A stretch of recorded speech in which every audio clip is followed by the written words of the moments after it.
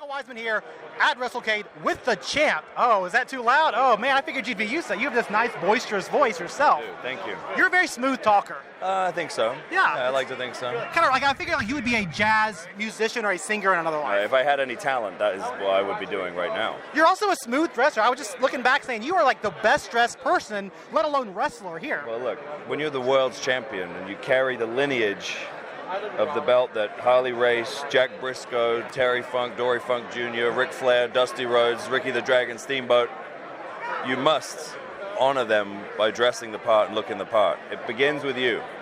I love how old school your mentality is about this. You are Nick Aldis in your second reign as the NWA World Champion. Yeah. What does it feel like to represent not only this historic company, but so many promotions right now want to put you at the top of their card? Well, that's the way it should be, in my opinion. And look, that was really just our philosophy from day one. We said, I've always believed, regardless of what happens with styles and sensibilities and, you know, evolving and all this sort of thing, ultimately, wrestling fans, I believe, come to pro wrestling because they want an experience, they want a story told, and they want to see somebody who presents something more than an average guy. And I'm not suggesting that like I'm bigger than an average guy or better than an average person, but what I'm saying is that if you pay your money, like I want you to walk away from that going, you know, I paid to see a professional, you know what I mean? And that's always the way I believe, and I believe that when they see it in your eyes and they see it in the way you present yourself, half the battle is won. You know, and after that, we proved that with Cody and I mean, like, to have 11,000 people standing before we even touched, that was based on two guys who believed in their heart and present in the way they carry themselves, that they believe that they're the main event. They proved it, you know, and that's it. That's the hardest skill to learn than wrestling moves and high spots and everything else. Well, you're involved in the business right now. You mentioned All In at one of the peaks of the indie. This indie boom we're going through right now is incredible. You mentioned All In and how fantastic that show was. That audience was hot all night. And the business has changed since the time you came into TNA almost a decade ago to where it is now. Where do you think the business is going? I think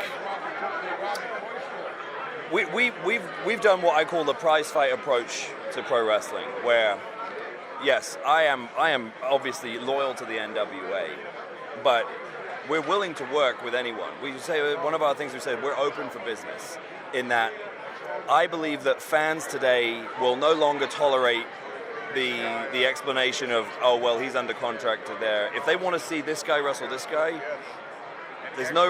we've set a precedent now, it can happen. There's no, oh, well, you know, he's under contract there. Like, well, Cody was under contract at Ring of Honor.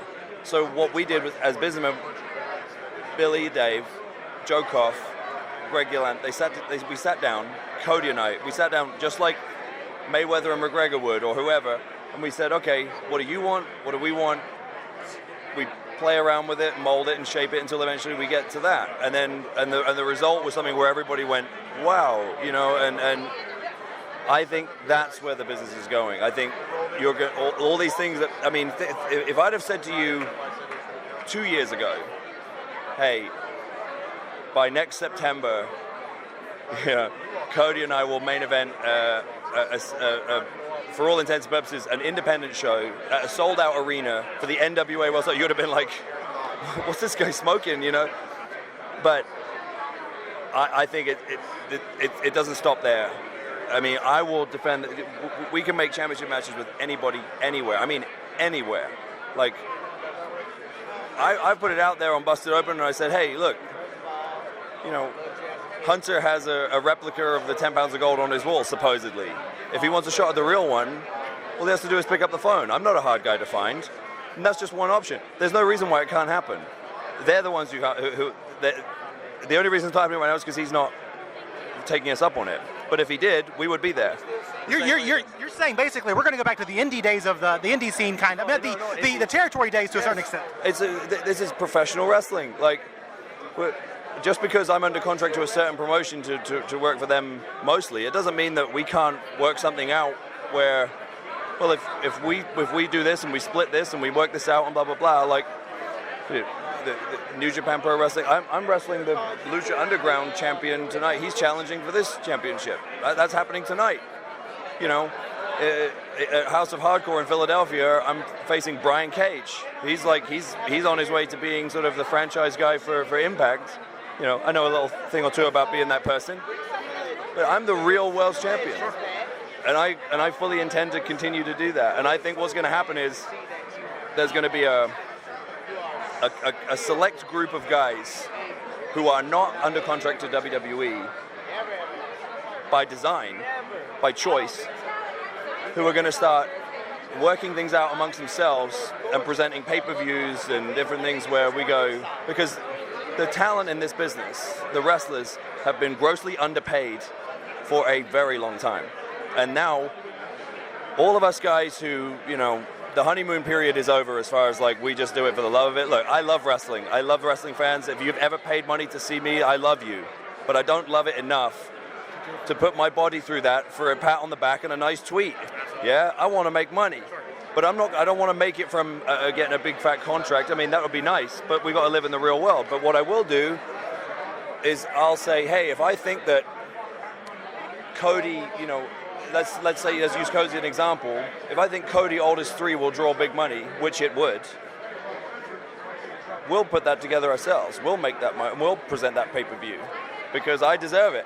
You know, we deserve to make that cheese. Or the people who are involved with it, you know, we'll make that happen, and we'll get the fairer, like NWA 70. The pay structure for that was based on, you know, Cody and I got a nice chunk of change for that. We got what we deserved for that because that show was built around us, and that will happen. I will go, hey, you over there in Japan, or you over here in the UK, or you over here wherever. I mean, we have had some very interesting conversations, like about potential title matches and pay-per-view events and special one-off nights that some will happen, some won't, but when they happen, people are going to start going like, wow, the possibilities are endless.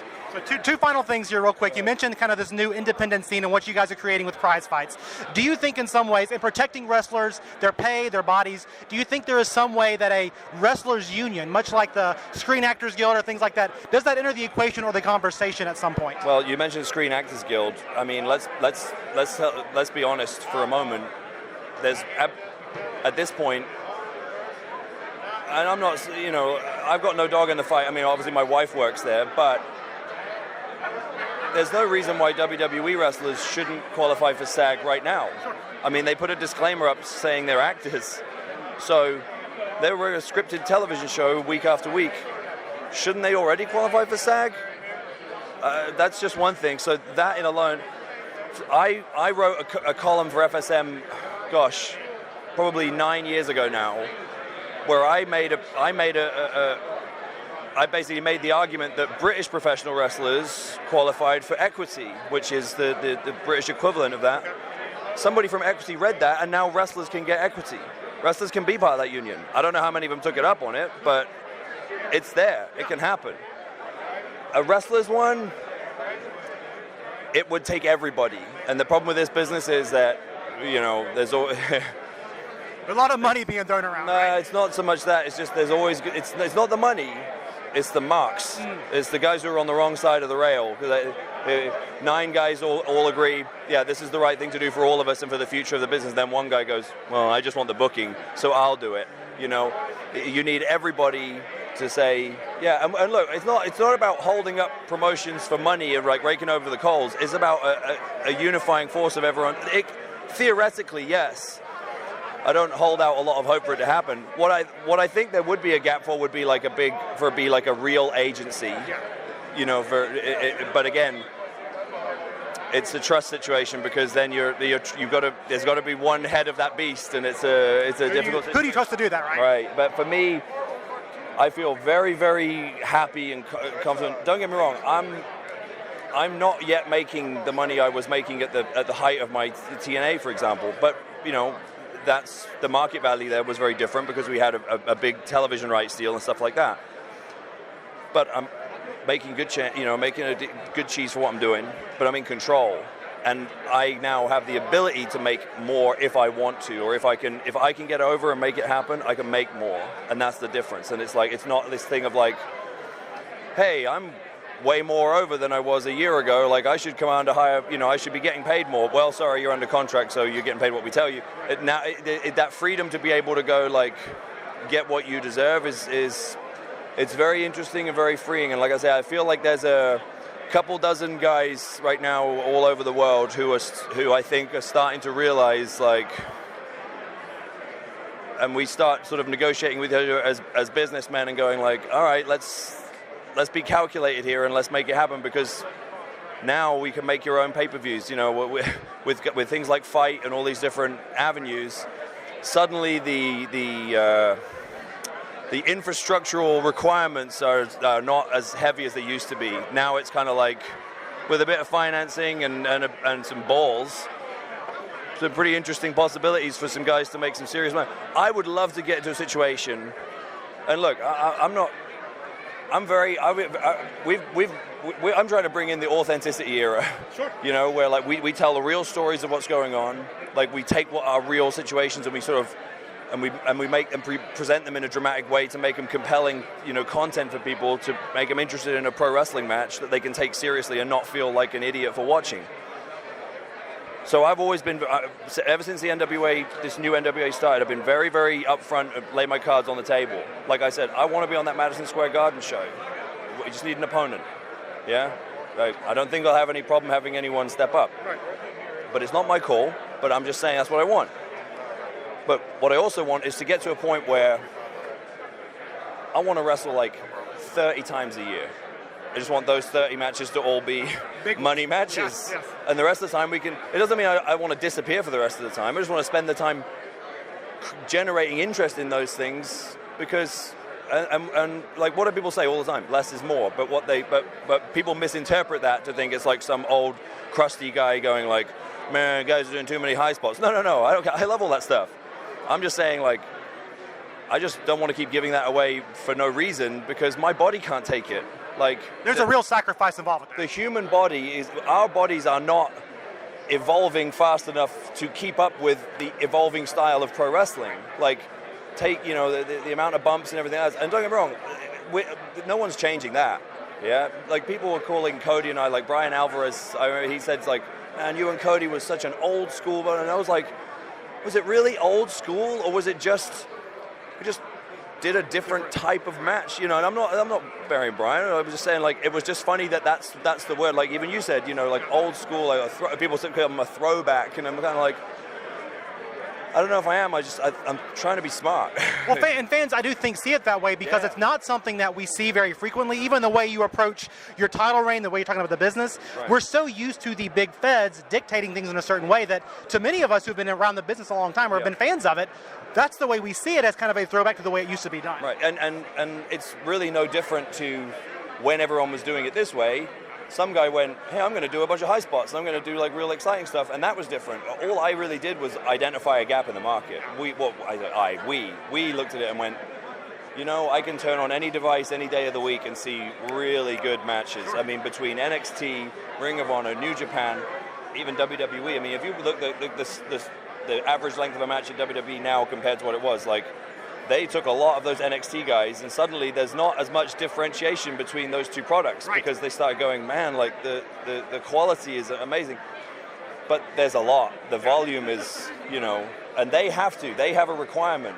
One of the beauties of what we're doing right now is that we don't have we are not beholden to anyone. We don't have any requirement. We don't have to put out 5 hours of content a week. We don't have to give them a pay-per-view every month. We don't have to do all that stuff.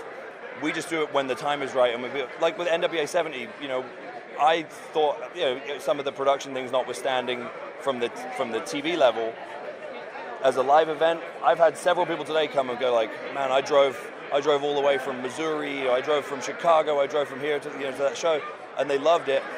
And we set box office records for that building for wrestling. And think about that, wrestling in that building. They've had thousands of wrestling shows, and Cody and I, you know, Cody Aldis 2 set box office record for there, because we did it when the time was right, you know, and it's like, it's a very liberating, because I'd always in my mind had believed that this could be done this way, and thankfully with Billy's resources and brains and balls, and Dave's incredible talent to present a product in the way that we envisioned that could be done, we're now looking at it and going like, I mean, we're just scratching the surface here. Like, we're we're almost a year to the day where I won the title from Tim at CZW in front of 500 dickheads in New Jersey, who were saying all kinds of horrible shit to me. And now we're at we've had our own standalone pay-per-view, which grossed 6 figures, headlined All In, which was a historic event in the history of our business. That that people will talk about, VSM, and set up a rivalry that you could argue was probably the rivalry of the year in pro wrestling with a YouTube show. Yeah, and it's a very cool space to be in, and I'm just very grateful, and I'm just feeling the momentum, and feeling the love from everybody. And it's like we're just getting started. That's amazing. Final question here. I love the explanation here. I think it's amazing what you've done. You mentioned how many wrestlers you've been able to face since kind of going this route. All the great rivalries, feuds, championship defenses you've had. Who is the one opponent? You mentioned that Madison Square Garden show. Who is the one opponent you've not wrestled yet? Any fed, any organization you'd love to wrestle? Well, I have. I mean, there's several. I mean, there's many. There's a lot of guys. For me, at some point, there's no doubt in my mind that at some point, somewhere, somehow, Marty Scurll and I need to square off for the NWA World Championship. I mean, right now it's 15 years in the making. 2 kids who came from the middle of nowhere in England that people laughed at the idea of us being wrestlers, or I think our parents just sort of thought, oh well, they'll grow out. This is a phase. They'll grow out of it. And for him to have done what he's done in such a DIY way, for me to have had this sort of everywhere I went, I would always go, you've got to take a look at this guy. He's going to be this, and now for him to be where he is and be one of the most successful, monetarily, and a guy, you talk about a guy who can write his own ticket. I mean, he's like the Rowdy Roddy Piper of the modern era. He could go anywhere and do anything, and he doesn't need a belt, doesn't need a belt. But when the time is right to tell that story, 15 years in the making, and go back with all of our history and to take it all the way through, our journeys to get to this point now where we're both reaching our primes, I think is that's the one I want. But there's many more. I already told you the other one. That's right. Well, that's awesome. Thank you so much for your time. I appreciate it. You're awesome.